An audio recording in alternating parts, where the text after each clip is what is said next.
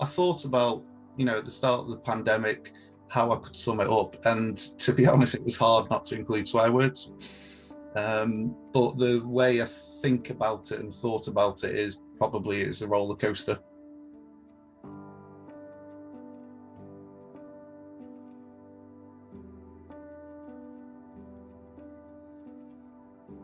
It was strange really because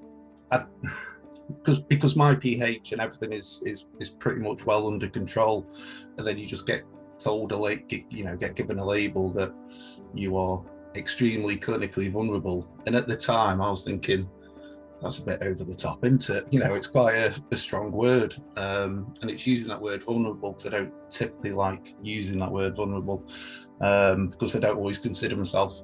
I am because, like I say, my pH and everything else is under control at the moment. So that was a bit strange, but it is what it is, and you had to then just follow the guidelines based on that. It was a bit frustrating when you hear all these press releases and people talk about ECV people, and they just refer to you as the elder population, and I'm like, I'm in my 40s. Didn't have the busiest social calendar ever prior to COVID, but the little things that I did, go to the football with my old man every other week for home games, going out with the wife to different places, the cinema or the pub, or for a meal, or just meeting up with mates at the pub. Basically, that was what my life was like before. But then obviously when everything kicked in, all of that just went. It wasn't as bad at first to an extent because everyone was in lockdown. So you were still, yes, you were, CEV, but to an extent you're in pretty much the same situation as most people. It was only when more restrictions lifted and everyone else could go out, and you're like, oh, I'm still here.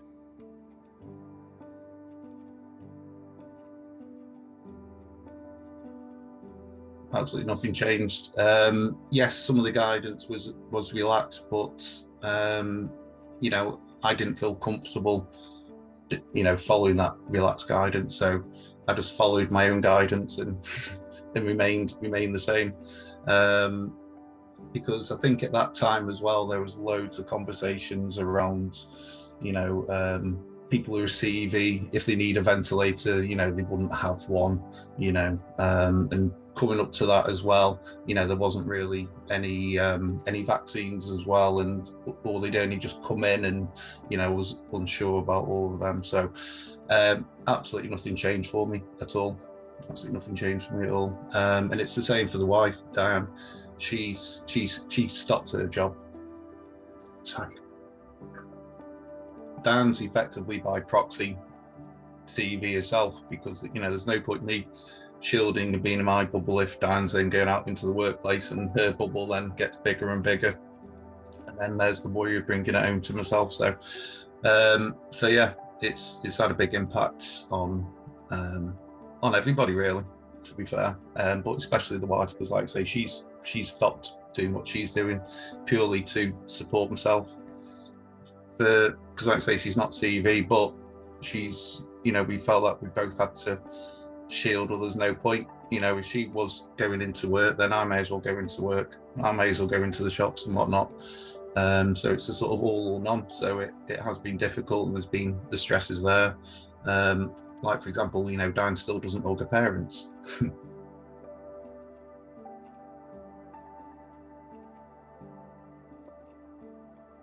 Well, when the vaccines, obviously, there was lots on the news, lots of positives, lots of scaremongering and whatnot, but I was happy to take whatever interventions, were available. So yeah, I didn't have any apprehensions about taking the vaccines, and fortunately I didn't have any side effects either from taking the vaccines. But with the vaccines, there's different efficacies and whatnot. But if you call it an average of 85%, what I always tend to say is if a condom had 85% protection, you wouldn't just use it, and you'd do other interventions. So yes, I've now had 5 vaccines, but I'm still doing the additional interventions of shielding, because you know, to me, unless it's 100%, then I'm not confident in it.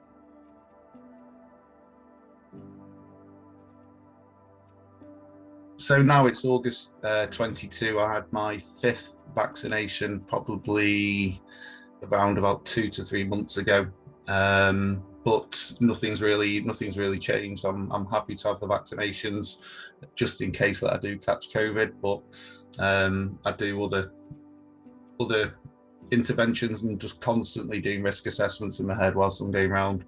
So I'm still not comfortable going out, socializing, supermarkets, pubs, cinemas, restaurants, etc. Just because I think the average efficacy is around 85%, and I don't feel comfortable or secure enough based on that 85%. One of the reasons is, you know, pulmonary hypertension is a rare disease and a small population can get that. And, you know, with that 15%, which is still missing to take it to the 100%, I'm like, well, I was unfortunate enough to catch, to have pulmonary hypertension, so I could be unfortunate enough to catch COVID. You know, someone's got to be, you know, in that statistic. Well, one thing to resume normal life would be to have a vaccine which is 100% effective, which isn't feasible, to be honest, is it? It's not realistic. I would be more comfortable if some restrictions are still in, you know, some of the basics, e.g. wearing a mask, you know, hands, face, space. If that was still in, I'd feel a bit more comfortable. I feel less comfortable now the restrictions have left because people aren't doing that typically, definitely from not what I see. You know, you pop in a shop and you'll literally be the only one person with a mask on. So I'm a lot more anxious now than when people were shielding and following the guidance. Well, originally, Diane and I, we isolated from each other for 2 weeks, just in case we already had it. So we isolated ourselves, separate rooms. We got extra kettle and extra toaster, so I could be confined in this little space. And then just literally followed the guidance down to the letter. You know, nobody, people had to do shopping for us, for example, but that was just literally left on the doorstep and you talk through the window. The only one thing I did do from time to time was go down the allotment, which is literally a 3-minute walk away, or have people around in the front garden, but still keeping literally 10-15 meters distance, you know.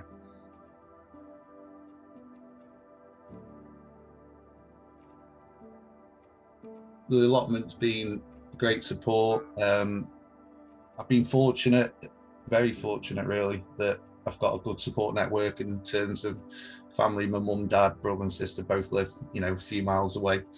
So that's been beneficial because they were literally doing all the shops, especially through the first lockdown and a bit into the second one. So that's been good to have that network, because I know other people who are CV, etc., didn't necessarily have that support. The other thing, always, because you always got to have a look for the positives, for the silver linings, or it can quickly send you over the edge. So, you know, I've got a front and back garden. You know, there's some people who've been in a top story flat, for example, and haven't got that privilege, and then they haven't got that privilege as well of being able to get to that open space. As if I couldn't get out of the house, then, to be honest, it would have been different. And looking back over the last 2.5 years, I wouldn't have done anything differently. Wouldn't have done anything differently at all. I feel slightly more positive about the future. Like I previously said at the beginning, you know, there was the scaremongering around lack of ventilators, there wasn't the vaccines, but now I feel a bit more confident, but still not 100% because I've had my 5 jabs. Just to the left of me, I've got a PCR test which was sent through. So if I do have a positive, I can do that. And then if that is positive, then I can have the antivirals. So that's makes me a lot more confident than 2 years ago when none of that was there. And it was just see how it goes. So yeah, I do feel a bit more confident, but nothing, like I say, nothing's changed. Still Shields. It's just become the new norm because it's just gone on for that long period of time. It's just how it is now.